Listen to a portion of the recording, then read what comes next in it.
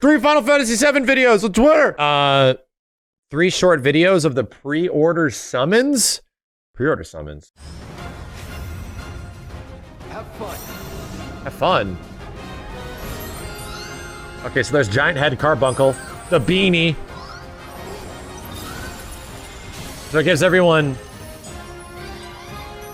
barrier. And then healing, wow. Alright. Alright. Yeah, the Carbuncle doing about what we'd expect. Look at this environment though, dude. This looks like it's the sewers at least. When you get knocked down from Corneo's mansion. Yeah, I'm thinking it's the sewers. It looks neat, but is it like an oh my god must-have? I don't know, man.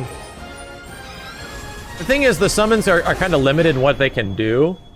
Receive the Deluxe or First Class Edition and receive the Carbuncle Summon Materia DLC. Yeah, I wouldn't say that, like, if you really were a fan of FF7, maybe this is worth it, right? Like, I mean, for me, of course I'm gonna get it. Like, I'm gonna buy this stupid $900 version of a replica of Cloud's dick. Like, whatever the fuck they're gonna put out, I'm gonna buy it, because I'm a big FF7 fan. But I'd say if you were, like, just a regular person and you just, oh, I'm gonna check out FF7, do I need to get the Deluxe Digital First Class?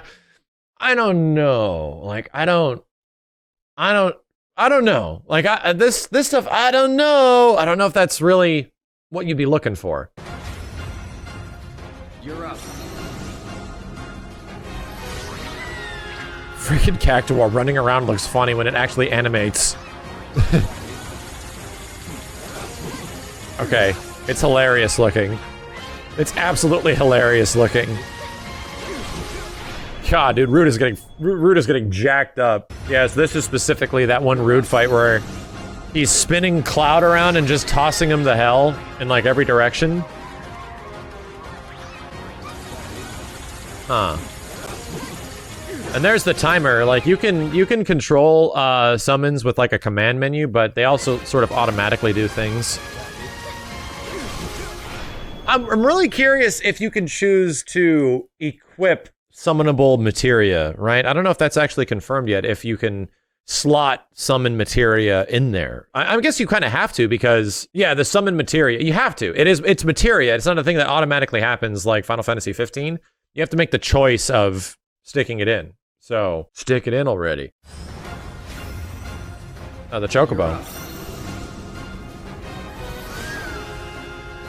Everything's head is so big! Cute. This thing does Chocomog, right? It has to do Chocomog.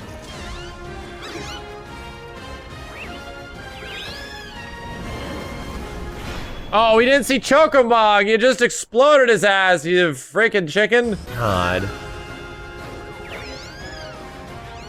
It's very cute, right? And that's the thing, I don't think this stuff, like... A lot of people are like, you know, sell me on the First Class Edition or the Deluxe Edition, and it's like... If this is a big part of the Deluxe Edition, which is about these extra summon materia DLCs, I don't know, dude. For hardcore FF7 fans and my stupid ass, I'm sitting here drooling going, yeah, sure, take my money. But anyone else, I'd say you can probably pass in this situation. The core game is doing enough to sell how good the game is. You know, it's doing, the way the game looks and the way the game plays is going to do enough to convince anyone to buy Final Fantasy VII Remake. It just is. And I don't think this stuff is a good enough manipulator of all of that to make you make that different decision. I'm more interested in like physical things when it comes to collector's editions or crazy bikes or anything like that. That's why when we saw the original FF7 like bike thing, I was immediately like, oh yeah, just take my money. Like everyone freaked out when they saw that because that's cool. Like physical stuff is kind of neat. I think this stuff is neat. I think these summons are going to be fun. Do I think they're like pay to win type stuff? No, like even from what we've seen of the other summons and what they do, like the big summons, the real ones like Leviathan and Ifrit and Shiva, like they all do crazy bullshit, right? They all do insanely cool stuff. And it's a lot different than these, which they seem to be more support than anything, right? At least the Chocobo and the Cactuar do damage.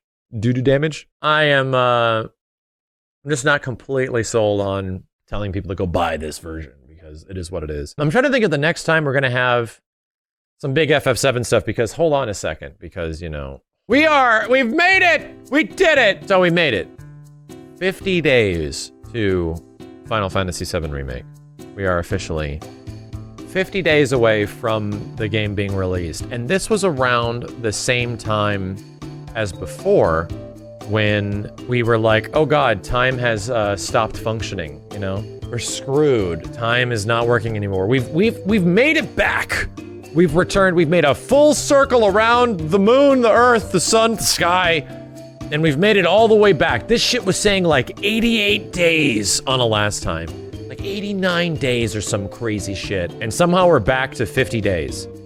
Which is kind of nuts. We're here. We can smile again. Yes, exactly. We can smile again. We're back. And I think the next big date that we're going to have for FF7 Remake is going to be a bit closer to the original release date. I do think that Square is going to set up something for the eventual March 3rd, which was the first release date, the very first one. I think they're going to have something planned around that time frame. Whether or not it's going to be the demo, I don't know. There's been some rumors of the demo. But all I'm going to say is that time is working in a linear fashion. By the time I look at this tomorrow night, we're going to be in the 40 of days, which is going to be impressive. There's probably going to be a launch trailer. Yeah, I assume something as in a launch trailer around that time frame, but I feel like we've already gotten a launch trailer for this game, so I'm excited. We made it back.